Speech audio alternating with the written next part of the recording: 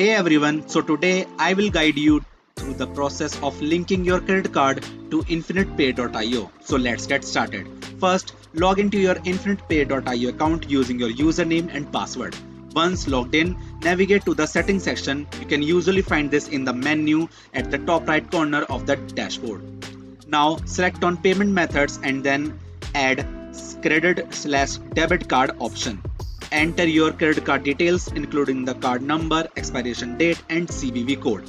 Follow any verification steps provided by the InfinitePay.io. This may include verifying a small charge or confirming details. Once verified, your credit card will be linked. Remember to keep your account information secure and never share your login details. And there you have it. You have successfully linked your credit card to InfinitePay.io.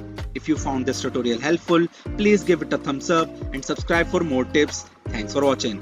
And also, see you again.